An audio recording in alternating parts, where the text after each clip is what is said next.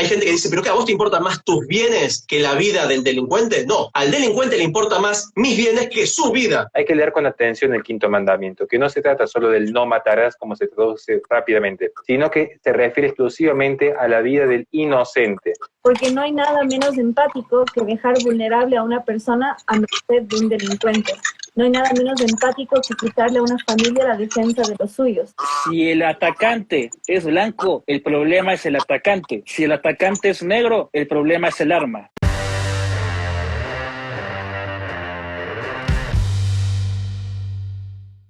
Así que, Depe, te abordo con una pregunta general. ¿Estás a favor del libre porte de armas, entendiéndose como una forma de libertad de defender tu propia vida, aparejada del derecho a la vida? Y si ese libre porte de armas estaría regulado o no. Sí, aunque cabe hacer una aclaración que sí considero que tiene que estar regulado, pero cuando uno habla del libre porte de armas significa que cualquiera pueda comprar un arma, o por ejemplo como en Estados Unidos, que quizás siendo mayor de edad y no teniendo antecedentes penales, ya podés tener un rifle de asalto con una mira telescópica y un magazine de a tambor y salir con eso en una maletita por la calle, siendo que quizás no sabés manejar un arma, sin que te hagan ninguna pericia psiquiátrica. Así que yo no estoy de acuerdo con la libre portación de armas en ese sentido. Sí, cuando uno cumple ciertos requisitos, como saber usar un arma, que uno dice, no, bueno, pero yo tengo que poder ser libre de comprar un arma. Sí, pero la libertad de uno termina donde empieza la del otro. Y si mi vecino no sabe usar un arma y se pone, no sabe usar el arma o se pone en una situación de estrés, se pone muy ansioso y no sabe usarla y quizás se pone a disparar para cualquier parte, quizás me mata a mí, a mi perro, a mi sobrina, lo que sea, por no saber usar un arma. Entonces, por eso digo, su libertad está bien siempre y cuando no afecta a la mía. Estoy de acuerdo en cuanto a lo que es libertad de portación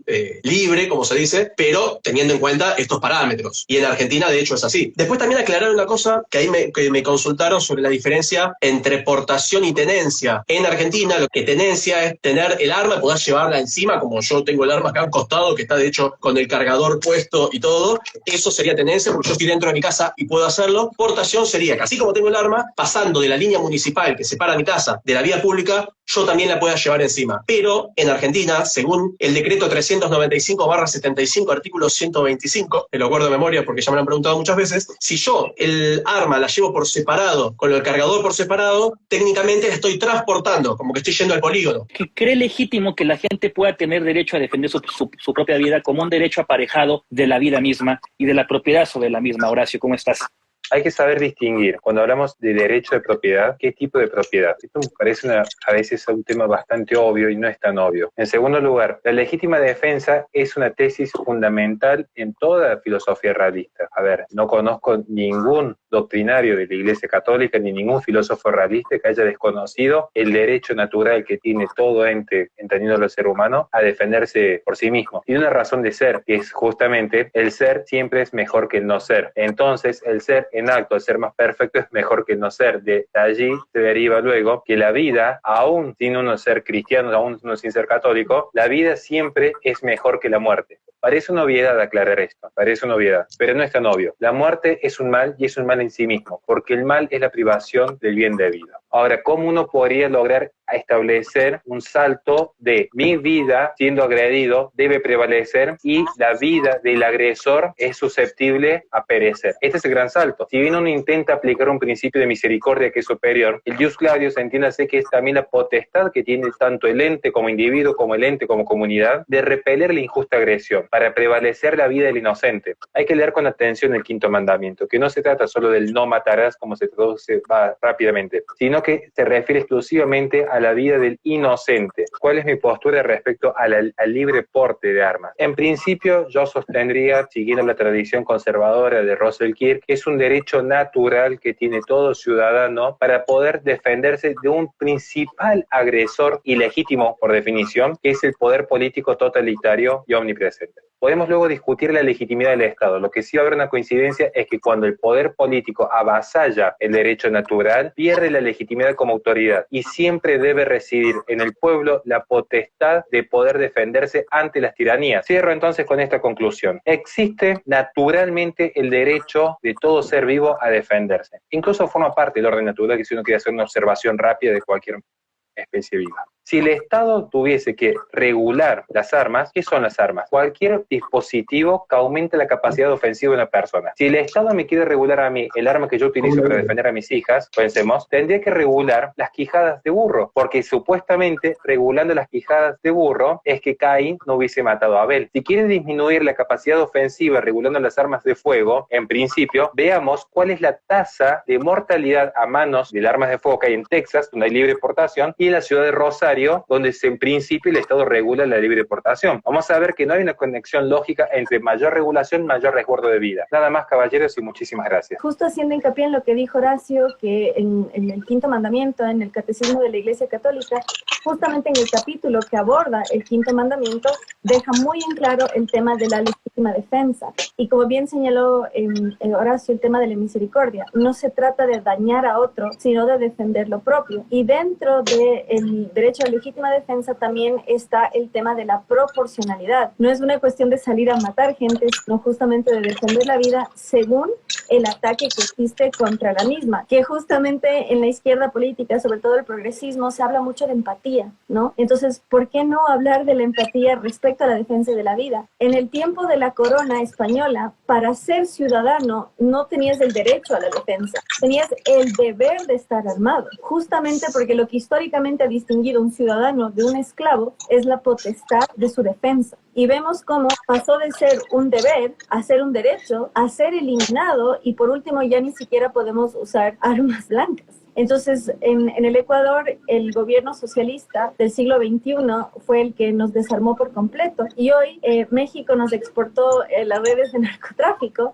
Y hoy en día en el Ecuador, gracias al socialismo, un policía no puede disparar a un asesino, y un ciudadano promedio no se puede defender tampoco. Entonces, como dijo Platón, los hombres buenos no necesitan de una ley para portarse bien, en cambio los hombres malos se encuentran la manera de pasar por encima de ella. Lo primero que quería aclarar era un tema que tocó Mame y que vi que preguntaron, que decían que es un arma, que existen las armas propias, que son las que son creadas y diseñadas para ataque o defensa, y las armas impropias. Yo, como decía recién, puedo agarrar esta virome y si se la clavo justo en una arteria, en la yugular, en la carótida de una persona, puedo matarlo. O quizás, no sé, con este vaso, puedo partir este vaso de vidrio y cortar a alguien. Sin embargo, también un cuchillo de cocina, porque ahí alguien está diciendo, entonces un cocinero no puede ir con un cuchillo. Depende si es un arma impropia, que sería eso, porque está hecha para cortar comida, No, yo, por ejemplo, acá tengo este cuchillo que evidentemente no está hecho para cortar comida. Esto sí sería un arma propia, porque está hecha para defensa o el ataque. Si una persona en realidad quiere hacer daño, puede subirse a su 4x4 y empezar a atropellar gente, o ir con un cuchillo de cocina, o con un machete. Después también otra cosa que estaba viendo, que claro, estaba diciendo recién Mame,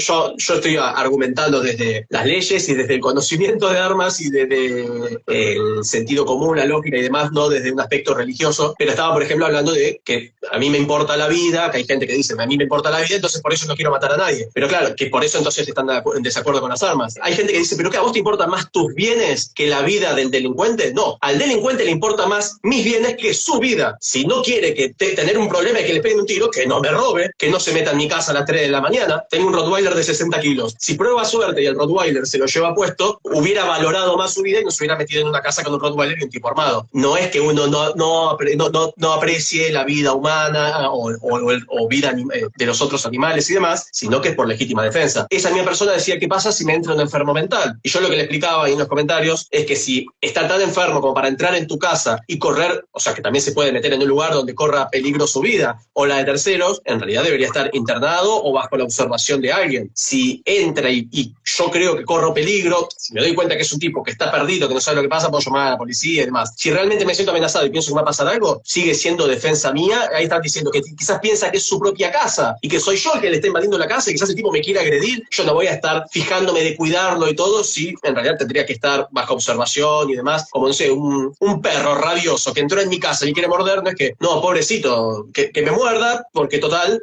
no debería estar rabioso y mordiéndome. Ya ahí, como digo, sigue siendo que uno se está protegiendo a sí mismo. Yo creo, desde la postura provida, que un provida puede y debería estar a favor del porte de armas para poder defenderla. Esa es mi postura.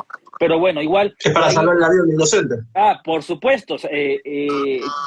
Tanto a ti mismo como a tu familia e incluso a alguien que tú estás presenciando que está corriendo un peligro real, inminente y sin derecho, que son tres principios jurídicos que no sé si en Argentina están plasmados en el Código Penal. Legítima defensa de terceros. Claro. Peligro real, inminente y sin derecho, ¿no? Que son unos de los requisitos que se deben cumplir para que tu legítima defensa sea como tal legítima defensa. La gente a veces cuando habla de lógica confunde lo que es verdadero, un razonamiento verdadero de un razonamiento correcto. Sería lógico partiendo de ciertos principios en cuanto la vida es un bien, consecuencia, defender la vida es un bien, consecuencia 3, podríamos decir tercer principio, la justicia es un bien, y la justicia es dar a cada uno lo suyo. De allí que la legítima defensa implica justamente primero la legitimidad de la defensa. Legitimidad de la defensa es que uno no sea agresor. Principio básico en todo código penal occidental está siempre este principio. Uno no puede ser agresor y luego decir si yo agredo no se me puede dañar, ¿te entiendes? No, yo mismo me estoy exponiendo a un peligro. Que suelen decir, Horacio, ¿cómo podés defender el ius gladius, independientemente de que lo haya sostenido San Agustín o Santo Tomás de Aquino, siendo pro vida? Porque solo Dios da la vida, solo Dios la quita. Quiero hacer una respuesta desde lo teológico a estas queridas personas que sé que tienen una duda genuina. Cuando la gente dice Dios da la vida, Dios le quita la vida, les voy a aclarar algo por experiencia, de hecho. Cada vida, para lo que es la doctrina católica, quiero aclararlo, ¿no? Cada vida que ingresa al mundo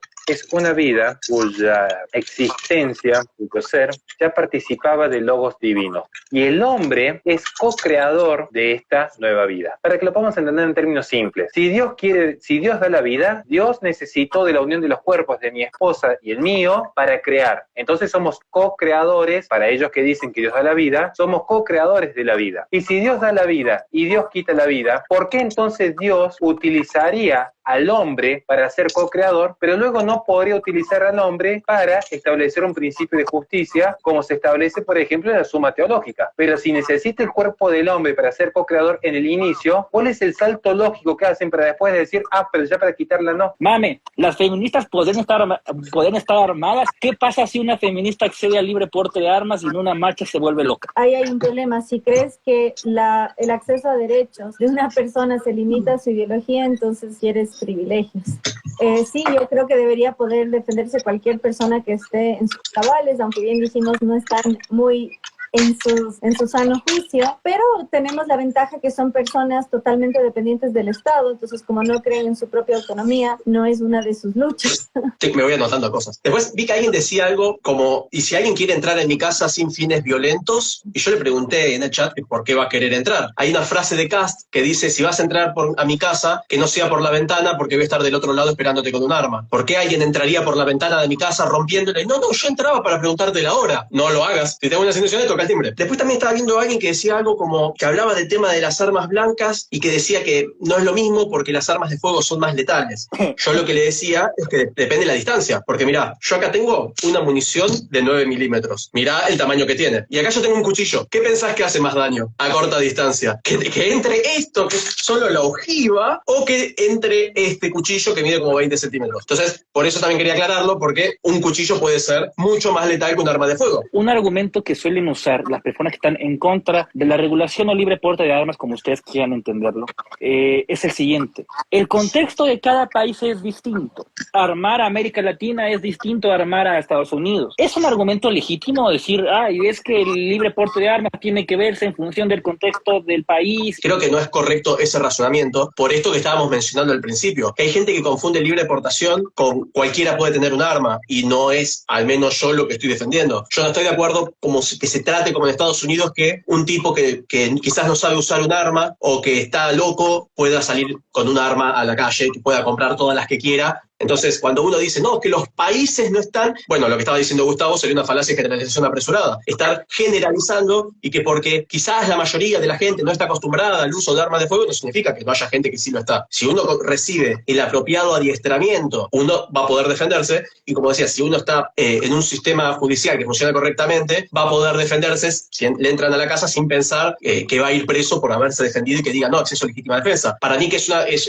esta falacia de generalización apresurada, decir que porque la mayoría de la gente no está acostumbrada a tener armas o les tiene miedo y demás, que uno tiene que tenerle miedo si no respeto a las armas, que por eso entonces nadie en el país está preparado. Como digo, ahí está generalizando. Sí, justo para conectar ese último comentario con uno que vi en los comentarios, valga la redundancia, ¿por qué en Guatemala o en países de la región sí hay mucha violencia pero no hay tiroteos en la escuela? Como soy la única aquí que fue a la escuela en Estados Unidos, puedo explicarles por qué. Además de la profunda ideologización que hay en las escuelas, veamos cuándo se dispararon los índices. De hecho, hasta la década de los 60, principios de los 70, en Estados Unidos se enseñaba tiro en las escuelas, se disparaba, se llevaba armas a las escuelas, pero los tiroteos empezaron después. ¿Por qué? Precisamente por la profunda ideologización, por supuesto la fragmentación de la familia, pero lo que hay es algo que es la tribalización. Se sabe que viniste de un país tercermundista si tienes la vacuna de la BCG que tienen todos ustedes y los niños refugiados tienen 2. Entonces tal es el tribalismo que en la escuela tenías que mostrar el hombro para que te denominen en qué grupo estás. Entonces esa hipertribalización es la que conduce a la barbarie. Todos los tiroteos se dan en escuelas públicas, en escuelas del Estado, precisamente en buena medida porque están manejados por profesores ideologizados profundamente socialistas. Busquen quién fue Salinsky y van a saber el operativo de la KGB en la educación de Estados Unidos. Y además no hay Dios en las escuelas públicas, y en las escuelas privadas sí hay una noción de que la vida es sagrada. Entonces hay razones muy de fondos por los cuales esto está pasando. Si el atacante es blanco, el problema es el atacante. Si el atacante es negro, el problema es el arma. Entonces, ese discurso de izquierda, zurdo, que está ahí sectorizando, dividiendo a la gente en eso. Vayan a investigar los perfiles de quienes son artífices de estas grandes matanzas. Hay que investigarlo en profundidad, porque se pierde de vista que todo individuo precede de una sociedad previa, que es la familia. Ahora, hay familias más funcionales, como la ficción de la familia Ingalls, y hay familias disfuncionales, como la familia real del autor de la última matanza en Estados Unidos. Entonces, si realmente a la gente pro vida, a la gente de derecha, a la gente liberal, nacionalista, conservadora, le interesa defender la vida y evitar estas grandes masacres, les puedo asegurar que antes de atacar el síntoma, sería más lógico, y lo digo como docente de lógica, atacar la causa. Sería más lógico empezar a trabajar sobre las familias y no sobre la acción que genera la ausencia de una familia, particularmente de una figura paterna, y soy cuidadoso con las palabras, no estoy hablando solamente del padre, sino la figura paterna como figura de autoridad, que, insisto, precede al individuo. Ningún individuo nace mágicamente en el cosmos, sino que es producto de una unión que puede ser más funcional, con mejores resultados para la nación, la sociedad y la propia persona, o puede ser más disfuncional, como se ha visto que ha sucedido con estas matanzas. La ausencia de un padre presente, amoroso, caritativo, pero que le sepa marcar un sentido de autoridad. Yo reconozco y les puedo asegurar rápidamente que ninguno de los que estamos aquí presentes, de los 4, puede llegar a decir que pensaría alguna vez en su vida, teniendo la posibilidad de hacerlo, dañar a otro por mera diversión, por mero gusto. Porque si están más tiempo en Twitter que con los hijos, les puedo asegurar que no va a pasar mucho para que las mismas tragedias se repliquen aquí en Argentina. Sí quería coincidir con Horacio, que yo leí un informe que decía que en los últimos, no sé si 20 o 30 años, las grandes matanzas que se hicieron en escuelas, creo que eran, no sé, como 20 o 30, que la gran mayoría no tenían una figura paterna presente y demás. Y eso lo contaban que todos era así, que había tipo 2 o 3 que no era así, pero que la mayoría era por eso, no era que era por eso, pero algo tendrá que ver, como decía Horacio, si justo sucede que pasó con todos. Y por último, vi que una persona, profe-Borneo, o Borneo, no sé, decía: en Argentina hay tenencias y se pide deportación. ¿No será mejor mayores penas?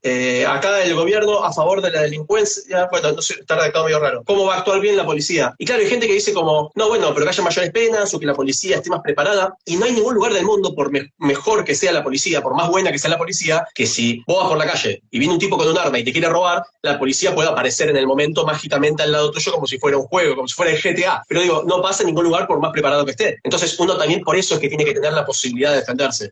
No, bueno, ¿para qué existen los bomberos entonces? Si uno con un matafuego tendría que poder apagar, al revés, digo, los bomberos que lleguen y apaguen ellos el fuego, pero entonces para eso que no existe el matafuego, porque te espero que se incendie y que total después cuando lleguen los bomberos apaguen el fuego. Con el caso de un arma es lo mismo. La justicia, por más eficiente que sea, nunca va a estar en todos lados. Y a justicia me refiero a la policía, a la Guardia Nacional, como se define en sus países. Por más policías que haya, es imposible que haya uno en cada esquina. Por más rápido que lleguen, es imposible que lleguen siempre a tiempo. Bien dijo Depe, el debate no es si es viable o es un derecho portar armas. El debate es hasta dónde y hasta qué arma debería ser permitido, legítimo adquirir. ¿Puedo adquirir una bazooka, por ejemplo? ¿Puedo ¿Un tanque? ¿Puedo adquirir ¿Un arma nuclear? Si soy multimillonario, ¿puedo tener arma nuclear? ¿Puedo adquirir granadas de fragmentación? ¿Un jet? ¿Puedo adquirir una K-47? O sea, ¿hasta dónde? En el Reino Unido, cuando hubo un atentado terrorista sobre un puente, nadie estaba armado, ni siquiera la policía. La única forma de inmovilizar al terrorista fue que un turista polaco entró al Museo de Ciencias Naturales y le sacó el cuerno a un nerval, que es un cetáceo que tiene un cuerno como unicornio, y le sacó el cuerno y le neutralizó al terrorista. Entonces vean cómo la progresividad del progresismo, de este pacifismo que bien señaló Horacio, nos deja indefensos por completo. Hicieron una campaña para eliminar las armas blancas, porque Londres destronó a Nueva York en homicidios, pero homicidios perpetrados con cuchillos. Entonces en el Reino Unido hicieron una campaña que era Ban Knives, Save Lives, o sea, prohíban los cuchillos y salven vidas. Y había campañas para entregar tu cuchillo. Entonces, bíblicamente sabemos que Caín mató a Abel con las manos. Entonces no importa el arma, sino el móvil. Claro. No, pero está diciendo, con una virome se la acabas en el cuello a alguien y puedes matarlo. Vas a prohibir las viromes, los lápices, cualquier cosa hay que prohibir. Exactamente, entonces hay que entender la falta de lógica que hay en esto, la evidencia histórica que hay en el fracaso de estas políticas y la falsa empatía que hay en estas iniciativas, porque no hay nada menos empático que dejar vulnerable a una persona a merced de un delincuente. No hay nada menos empático que quitarle a una familia la defensa de los suyos. Y no hay nada menos empático que empatizarse con un delincuente y dejar a merced a un inocente. Hay un estudio muy interesante que muestra que todas las especies conocidas hasta el momento, estoy pensando incluso en las palomas en este momento, ¿no? Gastan más energía en defenderse que en atacar. Todo el despliegue de energía que hay se demuestra. Ya aclarado esto, le paso la palabra a Depe y les agradezco a todos por haber estado acá. Y lo de las redes sociales estoy como de Peroncho en YouTube, en Twitter, en Facebook, en Patreon, en YouTube, que es la principal red social. Es más, si ponen tienda.deperoncho.com, hay remeras como esta, que no sé si se dan cuenta, pero es el de mi pobre angelito 2, Home Alone, que dice, te creo, pero mi metralleta no. Tengo remeras sobre armas. Así que bueno, agradezco la invitación, se pasó rápido, fue breve, se me hizo breve. Buenas noches, Depe, gracias porque es la primera vez y nos vemos después, amigo. Gracias, chao. Adiós.